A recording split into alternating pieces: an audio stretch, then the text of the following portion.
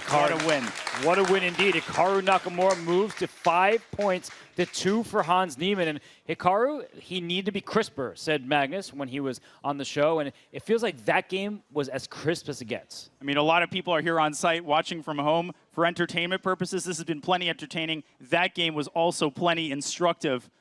Maybe Hikaru's best positional game, maybe his best game of these live SEC finals thus far. That was really well done. And now we're back to where we left off. I mean, Hikaru keeps playing this from the black side. Hans had a slight advantage in their game a couple ago, and now F6. So this is that Hikaru Nakamura candidate's preparation. It looks very weird, that pyramid pawn structure, C7 to E5 and G7 to E5. But Danya, the light squares, those feel like they're whites for the taking, and yet this is a justified opening. The engine backs it up. Well, I thought I saw Hikaru in front of the Louvre. There's that there's that big pyramid there, so he's taking some inspiration. But against Jan Nepomniachtchi in the candidates, right, he was orienting toward the D6, D5 pawn break.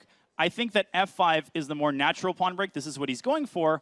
But again, very cagey chess. Hikaru is not forcing anything. He likes the position to be closed. But he also needs to do something, because Rook D1 is coming. The pawn on D6 is tender. And Hans is definitely not waiting for Hikaru to choose a pawn break. H5 essentially traps the knight and leads to a disastrous loss of a pawn.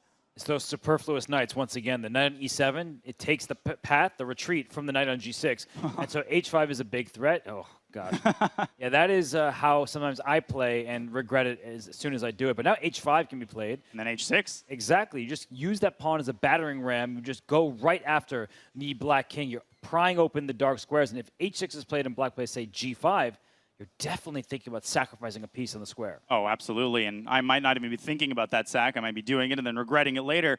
But we saw Ali Reza winning a game against Hikaru with that pawn on H6 that creates these long-term attacking potential.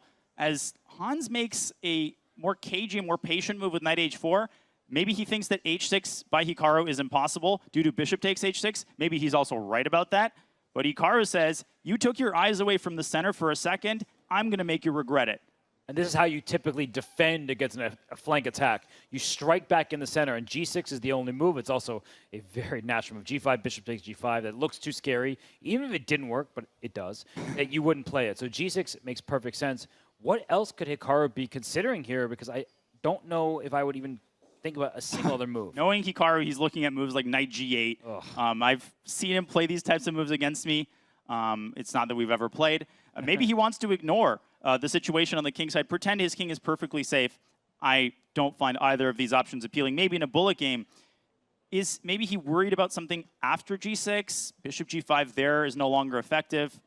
I'm pretty surprised. He's just seemingly wasting a lot of time at this point. It's not to waste the overall match clock, and we know with his experience, he finds those moments where I can just sit and waste that match clock, tick, tick, tick. We'll get closer and closer to the eventual bullet and the end of the match. But here it seems like he's really thinking. He stared up. Like he just looked at the ceiling. Whoa! And he goes G5. I was going to pull up an analysis board and show why this loses. Maybe Hans Niemann will show us why this loses, or Hikaru will show us why it doesn't. But if we bring up an analysis board anyway, just to quickly show why the other knight could not have gone to G6, it's because the queen, that's all the attacking force you need as it zigzags its way toward the lolly mate. Obviously, Hikaru puts the other knight on G6. Now the G7 square is defended. But Robert, I saw a move like E takes D5, and I stopped calculating because just look at black's center. It's getting pulverized, and white has plenty of attacking firepower. Hans, he starts with a check on F6, and he goes for a different approach. He takes on G6. Knight takes is impossible, so Hikaru takes back with the H-pawn. But was it necessary to clarify the situation, and doesn't that make black's defensive task just a little bit easier now? E takes D5, C takes D5, and then Queen F7 is possible? Yeah, that's a weirdly impulsive decision by Hans there to give that check on F6. It's much easier to defend this from the black side because the H7 square is a square the king could actually jump forward to in some of these positions to protect the G6 pawn. So yes, E takes D5, we see that's the only move that keeps the advantage for white, but the advantage, even if it's played, is quite slight. And the players, they don't think in terms of, am I 0.9 better? They think, is this attack going to work? Do I have a bailout option? And after bishop takes D5, there is bishop takes G6, that actually is getting closer and closer to the black king. But one idea that black may have in some positions done is rook d6. Like, that is going to be a nice saving move along the 6th rank. That was excellently spotted by you. I'm just going to show one very cool idea. If instead Hikaru had tried queen f7, Let's get the queen trade in. There was this move, probably other winning moves, but queen g7 check is just a cool trick after the trade. Both minor pieces are hanging, so that was out of the question. But let's get back to the game. Bishop d5, rook e5, and queen f7. Now, very effective. We could see the dark squared bishop. All hands on deck here for Hikaru. I'm still terrified for his king safety. I'm looking at moves like knight h5. If I'm Hans, he needs to stay hands-on in this attack. And he's also got a lot of pawns, a lot of pawns for the sacrifice piece, Robert. Important not to forget that. He doesn't need to burn all of his bridges. I'm procrastinating because I'm trying to count how many pawns he has. I think it's 3. You are correct. It's 3 pawns, but there's one pawn that's great in the attack, but bad later in the game. It's that h6 pawn. You went to highlight it. You know exactly where I was going. Because with the queens off the board, and say the rook's getting traded as well, black will king h7, king takes h6. This is why we tell newer players especially not to overextend pawns. It's great for the attack. It threatens queen g7 checkmate if you can distract the black queen. But if the heavy pieces come off, immediately black will go and capture that pawn. And the h6 pawn could be bad in the middle game for another reason. It's something you pointed out. The black king now has a hiding spot on h7. Again, it's like the umbrella. If this pawn didn't exist, it wouldn't be great here, but it would also have prevented the black king from escaping through the H file, because that file would have been wide open. So what is Hans deciding between? Obviously, he can drop the queen back. He's definitely not going to take on f7 unless he feels the attack is really fizzling out. Knight h5, I keep looking at that move. It's kind of cute, but I think queen g5 is kind of better than that, because rook e7 is a threat, and Hikaru cannot hold on for a single second. Knight e6, Robert, and rook takes e6. Well, rook takes c6 does make sense. At first, I was like, what is that? But the point is that you want to take on g6 next and go right after the black king. I think the tricky part about this variation is rook e6. Let me put this on the board. Let's analyze this. Queen takes 6 and bishop takes g6. It looks like the black king just slides away. So where is bishop f5 maybe first? And you spotted that well before me. But let's say I go queen to d6. And Hans has found rook e6. Oh, my goodness. Will he find the follow-up? Because this looks, I mean, like black is about to hold, but there could be some bishop f7 with queen g7 mate coming and knight f5 bringing more firepower into the action. This is just not easy to go forward. Let's go to the live game. Yes. If we can. And he's found both of these moves. I mean, Hans, when he is in the flow, he is such an incredible player. And bishop f5. This is the double exclam move. The computer's wrong. Because if he had taken on g6 immediately, in this very position, the black queen would have been on e6 instead of on d6, and you wouldn't have had the ability to jump the knight into the attack with tempo. This is what Grandmaster level attacking chess boils down to, Robert. And he found knight f5. Can he find the finishing touch, that cherry on top of the Shirley Temple? What is it? How do you finish this? Rook e1? This is exactly where, when you see the engine, it can be misleading. Because it says +5. It looks like white's winning. It's sky high. But then you have to find the knockout. Rook e1 looks like a great move. Bring that last piece into the attack. As you're pointing out, knight e7, move the bishop away from g6. Get a knight to g6. But you start seeing ghosts sometimes in these positions, like rook d7. You're covering the 7th rank. And he plays knight e7, and the engine doesn't like it. And queen e5. This is what Hans is so attracted by. But that bishop on a7, I pointed out a long time ago, it has lain dormant for so long. Is it time for it to join the defense? It does slice off the rook on a8. Maybe Hikaru can take on e7. That looks way too terrifying. It helps white's rook in it. He does play bishop e8. Oh, queen f6. Oh, that deserves a triple exclam. A queen sacrifice, a deflection, and a back rank mate. And it was important that he sliced off the rook. Wow, that was a sick game from Hans Niemann. He gave up a piece, he gave up an exchange, he gave up his queen at the end, delivering the knockout blow. That was sick. And I don't want to hear any computer Andy saying, well, 97 brought the evaluation bar down. Yeah, there was some crazy computer defense. So he sacked a rook, he sacks the queen to finish the attack. That was just chef's kiss right there by Hans. And that may be what he needed. He doesn't tie the match, he's still down by 2. But it's a confidence boost. It's one of those games that you feel like it should be worth 2 or 3 points. Like, this match should be tied because he just won with that kind of win. It's the best win we've seen of the match overall, and yet Hikaru, he's been more consistent. He's still up 5-3. So to credit Hans, that was sick. But to credit Hikaru, he still leads by 2 points. I was going to say, I think the fans would agree that was probably worth 2 points. But you know who wouldn't feel that way? Hikaru Nakamura.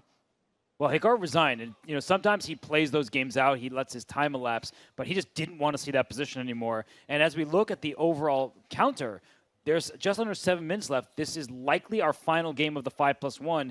You know how badly Hikaru wants to win this game to balloon the lead back to 3. It's all about momentum. We saw in Hikaru's first match, Ali Reza was so good at the end of the segments, right? Realizing the gravity of taking it into the next time segment with a nice cushion.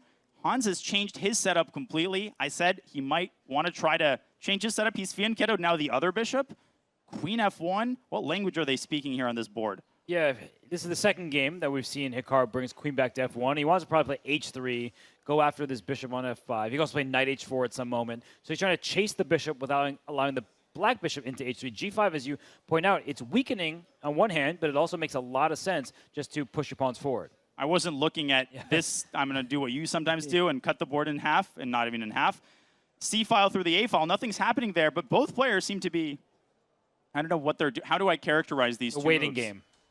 Okay, it's a waiting game. And, you know, if that knight moves from C6, white plays B4. So there is some expansion on the queen side possible for both sides. Black can play for B5 as well, but I was not looking at that side of the board either. I'm being honest with you. Okay, I hope the players are now looking at the other side of the board. The reason I was pointing out G5, not just because it opens up an escape score for the bishop, but also because if white ever plays H3, the G-pawn could have inched forward to G4.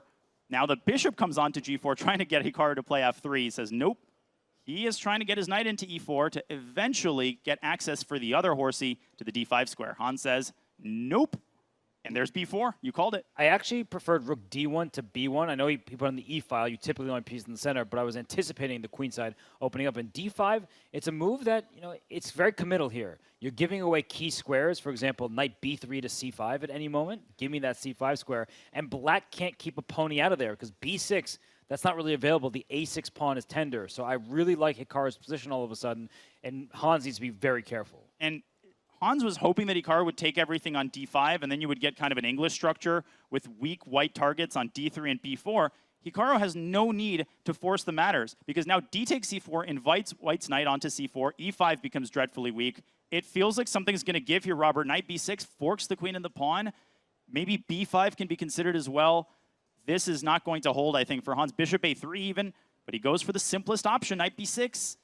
It wasn't the best, but it looks pretty darn good. Yeah, it's one of these moments where it changes the evaluation slightly, but still in white's favor. So queen goes back to D8. You can take this pawn on D5 with your knight. But after the exchange of pieces, the B4 pawn does drop. So Danya, in these positions, I think knight for bishop A3. Knight C2, though. He's going to recapture the exchange. Because after bishop F8, you can take back on F8. The fork still exists, and it's a great example of not capturing too soon, releasing that tension. Magnus alluded to this. Sometimes Hikaru's timing has been a bit off. He's taken a long time when normally he plays on instinct.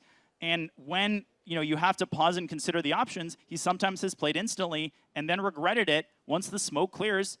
Hans is going to recapture one of these rooks, whichever one is available. He's going to have the connected passers. The less pieces on the board, the more significant connected passers on the queen side become. That's true, because pawns in the center, they restrict pieces. If pieces are gone, there's nothing to restrict. But that pawn on D5 is quite valuable. The bishop on G2 defends it. Sometimes you flick in D6 to open up the bishop to the full scope of the diagonal and hit that B7 pawn. And, I mean, Donnie, when I look at this, I see the evaluation bar. It's even. He plays D6. He rushed it. This is what my coaches call the 20% rule, that at least 20% of the time, approximately that, you're going to push your pawn to the 6th rank. And here it was just too soon, and clearly it's not an approved of move. I mean, that was a pretty good insight from your coach. If only you could share more pieces of wisdom. But D6, trying to iron out the bishop situation. Bishop C8 by Hans, so he feels these pawns are so valuable that it's worth kind of mangling his coordination just to save them. But my tactical senses are starting to tingle here. Maybe the knight can come out to E4. That knight can be pushed away with F5. What do you see here, Robert? Well, knight E4 definitely is tempting, but the D6 pawn, it's under attack twice. So even there, you can take one of the rooks, play bishop takes D6. Maybe rook B1 is a move to consider because, well, I'm just going right after this B7 pawn. And as you're pointing out, there are some maybe possibilities where you take right away, but I wouldn't want that knight hopping around, so I'm just going to take back on E1 with the queen. Yeah, I was looking at knight takes E1, bishop takes B7, but no, the knight can simply evacuate where it came from, back to C2. Hans plays B5, bishop C6 looks very tempting, but none of these one-move tricks, one-move threats are doing anything. Hans, his pieces are all on the 8th rank except his king. It's the most active piece on the board, but look at how nicely they're protecting all of the critical squares. Hikaru's losing D6, and he doesn't have anything to show for it. No, I was just looking, and there's just under 2 minutes left in the 5-minute plus 1 second increment time control. And rook E6, he's just gathered this pawn, and as you're showing, the knight can protect it for 1 turn. F5 kicks it back. So black is going to be up in material, and if we're just being frank here, it seems like Hans is outplaying Hikaru in these last 2 games. The moment it becomes chaotic, the moment it gets to head-to-head combat, the center opens up, it feels like Hans, previous game for sure, this game, he's been tactically a little bit sharper, which does explain Hikaru's opening choice. How does Hikaru generate compensation? He's got like a move, maybe 2, to coordinate his pieces. Once D6 falls, you're also going to have to deal with a weakness on D3. And we called it, knight jumps to C5. Maybe to B7 is where it wants to go, at least eliminating Black's bishop pair. That was very clever from Hikaru. Just to see, oh, queen A5 is sick. I mean, you're pinning the rook, but he's, okay, D3 not captured. And this is an example of Hans prioritizing his passed pawns over stealing more material. Because when you take pawns, you open files. Queen takes D3, invites rook D1. That rook is going to try to get to D7, and the black king would be in the line of fire. So both sides just played those last few moves quite well. I would say that Hikaru has quite decent chances to survive, and he'll throw an H4 at the right moment, try to play H5, and he's going to try to weaken Black's control of the light squares, because only white has a light square bishop. And that's the thing. I'm not sure who benefits in the event of a queen trade. Hans kind of wants a queen trade because the passed pawns are going to become more significant. You could argue if Hikaru can trade the queens and the rooks and blockade these pawns, which happens, maybe he earns drawing chances, but maybe Hikaru wants to keep the queens on the board because he feels that he can generate counterplay down the C file using H4, H5, as you mentioned, carving out some light squares. This is a 3-result game, and if this gets down to a time scramble, Black's king could start feeling really uncomfortable. H4, is it the order of the day, Robert? Looks like a good move. This is officially the last game of the 5-minute plus 1 second increment time control. So for Hans, if he can get the win, he'll be only down 1 point heading into the shorter time control. So H5 played, stopping white's main idea, and queen B5. A queen trade is offered. So sometimes, even if you're down 2 to 3 pawns, you can make a draw with opposite colored bishops on the board. But Hikaru wants none of that. He wants to go for the black king, and I think it's the right idea. It looks losing the trade, especially when you have 30 seconds on your clock. Look at the time situation. I was about to say Hans is down 2 minutes. No, he's up 2 minutes this time, so the shoe's on the other foot. You're supposed to go E4, turning the tables. You don't grab this juicy little morsel on D3 because it probably loses to rook D1. E4 is so... What do you even call that move? It's so... Well, it's just such a ridiculous Such a good move. You're handing white a pawn in the center and opening the bishop, but here comes the rook. So that's why he wanted E4, because that way the white king would have been in danger. But Danya, rook C7, that threatens to win the game for white. So queen B4 offering the queen trade. Can you trade and play rook B1 here? You absolutely can. That was sort of a desperate move by Hans, because rook C7, Ali Reza tweeted nui nui yesterday, knight knight. Rook C7 was knight knight to the black king. Now it's knight-knight to one of these pawns. Maybe both of them. No, just to one of them. Well, bishop D5, you can just protect this rook, and then bishop D1 as well if rook A3 is played. So Hikaru doesn't really risk that much on the board, but his clock is doing him no favors. If there's tension that remains here, he could find himself in trouble. But Hikaru, he's a 4-time bullet chess champion for a reason. Man, that would be such a big save for Hikaru. We said a win would propel him forward, but if you're losing, you save a game, you keep the lead, you like your chances. This is suddenly getting sharp again as the rook keeps harassing the black king, now gets behind the black pawn. Is Hans now going to play for Hikaru's clock? Can he take on D3 and try to get to D2? Uh-oh, that's not going to be good for white. F2 falls, you're in big trouble here, but he allows it, so it's still equal apparently, but this is starting to look really bad for white. He's going to lose F2, likely with check. Hans doesn't even rush to take it. The king has to hide on H3. Could get mated there with a bishop on G1. Bishop takes F2, hits the bishop on D5, and might be knight-knight for white. Wow, this is Hikaru Nakamura struggling under the duress of time trouble. Bishop G1, rook H2, checkmate. What do you do? Is the threat, and here it comes. Bishop G1. You have to play G4, I guess, just to survive. HG and Bishop H2 is mate. He resigns. So Hikaru Nakamura resigns. Hans Niemann now has 4 points. So Hikaru still has the lead, but the last 2 games have gone Hans' way. The queen sacrifice is what started it. It gave him the confidence to put pressure with the black pieces. Hikaru had an advantage in this last game. Then we thought he came back and was going to draw, overpressed, and Hans managing his time, using his confidence to squeeze this lead down to a single point, all things considered.